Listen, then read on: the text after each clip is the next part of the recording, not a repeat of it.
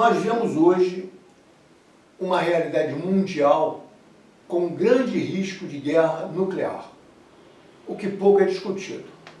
Por outro lado, vemos no Brasil um conjunto de absurdos e uma total falta de realidade frente a mentiras, à internet, distorções da mídia, etc. E isso tem repercussões em cada um de nós nas vidas, porque isso está gerando confusão, depressão, ansiedade, doenças, mortes e assim por diante. Isso acontece por quê? Porque fomos submetidos no Brasil a uma avalanche, os brasileiros a uma avalanche de intervenções psicológicas, etc. Uma guerra psicológica. Estamos numa guerra híbrida, mundial e dentro do Brasil. Correntes pró-império do capital, tentando aumentar sua dominação, solidificar-se num momento de crise, e de outro lado, reações ainda até fracas, buscando combater isso. No caso brasileiro, nós temos aí as últimas intervenções da extrema-direita brasileira, até agora bastante vitoriosa. Em 2014, seguindo uma tendência mundial, né? Era quando eles fizeram aquela primavera do resto do mundo, um movimento mundial da extrema-direita mundial. O que é isso? Um movimento mundial daquela fração política ainda não hegemônica, componente de extrema-direita, componente do bloco de poder americano. E fizeram isso também no Brasil. Um grupo de militares, assumindo uma postura de extrema-direita, pegaram o Bolsonaro pela frente, usaram isso, tentaram aqui uma série de jogadas, utilizaram métodos modernos, fraudes, mentiras, etc., a internet, as redes sociais, e chegaram a ganhar a eleição. Ainda utilizaram aqui a teoria do desastre da Naomi Klein. Você cria um desastre, uma confusão, seja Covid, o que for, e durante aquilo ali você, como disse um extremista de direita brasileira, deixa passar a boiada. Você aprova o que eles querem. No nosso caso, Lula recentemente falou num complexo de vira-lata, se referindo corretamente a Bolsonaro, dando continência para os Estados Unidos, que ama os Estados Unidos, etc, etc. Mas o que é preciso esclarecer nesse complexo de vira-latas, que surgiu na década de 50, com o Rodrigues, né, Nelson Rodrigues, cronista esportivo, aquela Copa de 50, que esse conceito se adequa às nossas elites, às elites de nossas classes dominantes, vendo o conceito de elite como complementar à classe dominante. E realmente o Lula tem razão. As nossas elites aqui, desde a descoberta do Brasil, elas sempre venceram, esmagaram o povo e elas sempre se mantiveram de acordo com os interesses imperialistas, português, inglês, americano, até hoje. Então são elites realmente, sem dúvida, com complexo de vira-latas, as redes sociais e a sociedade brasileira. Por que se diz isso? Porque a alta tecnologia da informação está colocada nessa internet, que tem uma origem militar no complexo industrial militar americano, que desde 45, Segunda Guerra, se mudou lá, para aquele Vale do Silício, tem toda uma manobra aí que envolve interesses militares na internet e uso militar. E a certa altura passaram a utilizar a internet para uso civil. E naturalmente pensaram bem em tudo isso, e é o que nós vemos hoje em plena atuação. Além de ser um jogo do império do capital americano, financeiro e militar, ele é também um jogo político. Por quê? Porque essas redes sociais, elas, na medida em que elas conseguem a participação até voluntária da pessoa, elas passam a controlar o comportamento da pessoa, os horários da pessoa, os gostos da pessoa, os objetivos da pessoa, o que ela lê, o que ela come, para onde ela vai e assim por diante. E por último, chegam a determinar como ela procede. Por essa série de indícios, mostram os caminhos que ela vai tomando e vão condicionando-a, porque exibem aquilo que ela já é, ou exibem coisas que a mudam num determinado sentido, vídeos, aprendizados, etc, etc. Então nós estamos numa forma de controle comportamental e determinação, condicionamento de comportamento nunca vista na história do mundo. Alguns americanos liberais já viram isso muito bem, analisaram há alguns anos. Eu já citei aqui a Shoshana Zuboff, eu citei aqui a Máquina do Caos, aquele jornalista Max Fischer. Hoje vou citar aqui aspectos interessantes de um grande jornalista brasileiro e mestre da comunicação, Eugênio Bussi, e outros. O povo brasileiro mais simples em festa na internet, exibindo caras, rindo de piadas, colocando bobagem, enquanto o país está afundado. As pessoas numa crise imensa, as pessoas sofrendo fome, miséria, milhões de pessoas não têm nenhuma água potável em casa, não têm condições mínimas sanitárias. Essas redes sociais, essa internet, isso tudo está sem controle.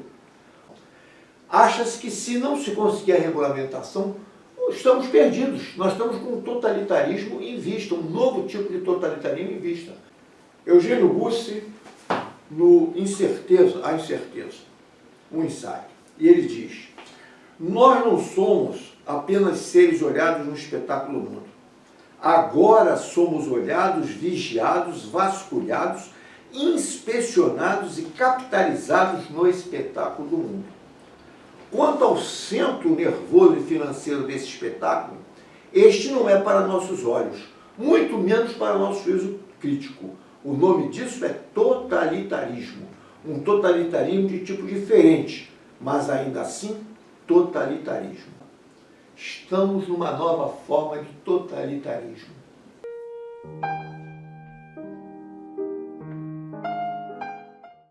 E hoje nós temos uma dica muito importante para estar compartilhando com vocês, com o tema AVC. Essa técnica chama-se SAMU, começando com o S, que é o S de sorriso. Você pede para a pessoa dar um sorriso e observa se um lado do rosto dela não se mexe. A de abraço. Veja se a pessoa consegue levantar os braços como quem vai te abraçar. M de música. Peça a pessoa para cantar uma música que ela goste e observe se a fala está arrastada ou embolada.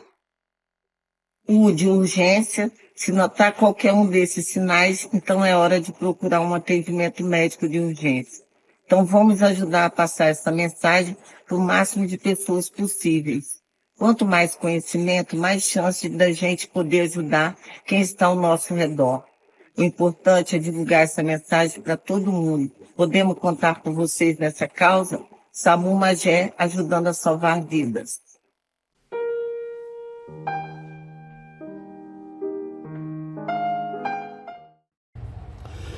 Em termos político-partidários, do lado das forças nacionalistas e progressistas, nós temos o PTB, aquele PTB que foi criado lá por Vargas em 45. Além do PTB, tínhamos também o PCB. PCB que foi cassado, ele voltou à legalidade em 45, mas 2 anos depois, 47, ele vai ser cassado.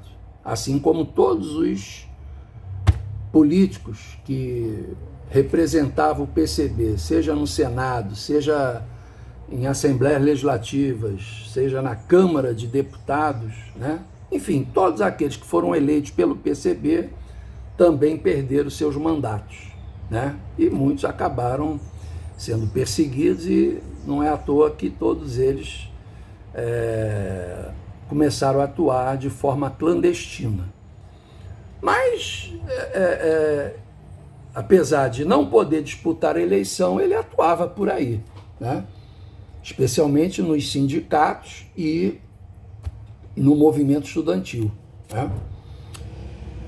É importante também frisar que o PCB, ele passou nessa época, ele passou a ter uma conduta não de imediato revolucionária. Ele passou a defender uma revolução brasileira.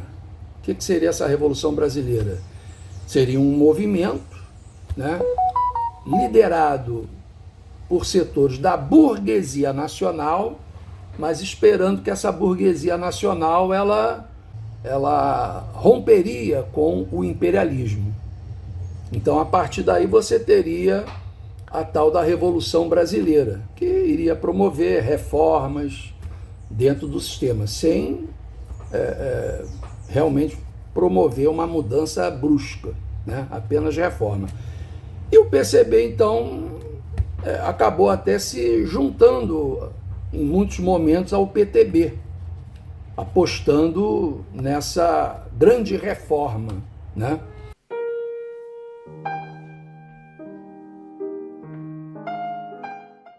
E agora consta que Zerlik, além de tudo, está se divulgando que é um milionário, tem uma série de mansões, etc., dada pelos Estados Unidos. Quer dizer, foi comprado por um bom preço. Será isso? Vejam o vídeo e pensem. In my opinion, it sounds cute, especially when you don't know about the residency he owns. Ready to find out? Let's go. Firstly, a villa in Miami for himself, worth $34 million. I've been to Florida and can understand the taste of the president of Ukraine. Secondly, a house in Israel for his parents on the shores of the Mediterranean Sea. It's worth $8 million. Europe, Zelensky prefers Italy. Tuscany, the best wines. By the way, one of the most expensive resorts in the country, Forte del Marbi. Houses here are worth their weight in gold.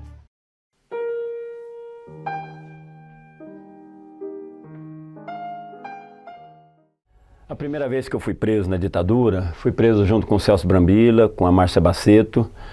Nós estávamos distribuindo um boletim sobre o 1º de maio, falava do dia de luta do trabalhador.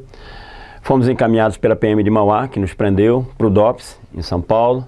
No DOPS, fomos submetidos a inúmeras sessões de tortura, uma semana inteira. Espancamentos, pau de arara, choque elétrico. Ficamos muito machucados. O Celso tem sequelas de saúde até hoje, na audição, problemas musculares. A Marcinha foi muito judiada. Os dois eram militantes da Liga Operária e a polícia, ao nos torturar, buscava informações acerca dessa organização. Eu ainda não militava na Liga Operária, passei a militar depois dessa prisão. E a tortura contra nós três parou quando os estudantes da USP, naquele momento, fizeram uma primeira manifestação de rua, me parece, naquele período, aqui em São Paulo, exigindo liberdades democráticas, denunciando a ditadura, denunciando a nossa prisão, exigindo a libertação dos operários que estavam presos. Por que eu estou destacando isso? Porque os militares tentam legitimar o que fizeram contra os militantes da guerrilha no Brasil, dizendo que eles recorreram à força, portanto o Estado também teve que usar força. Pura falácia. Primeiro, o Estado não tinha o direito de utilizar a força como foi utilizada contra aqueles militantes, porque eles se rebelaram de forma legítima contra o regime opressor. O fato de terem nos prendido, torturado, da forma que torturaram, simplesmente porque nós defendíamos ideias diferentes, põe a nu qual era a verdadeira natureza da repressão política que foi desencadeada contra o povo brasileiro naquele momento. O Estado usou força física para torturar, assassinar, desaparecer com militantes, simplesmente pelo fato de que eles não aceitavam a subsistência de um regime de opressão no país, porque lutavam para que houvesse liberdades para o povo brasileiro.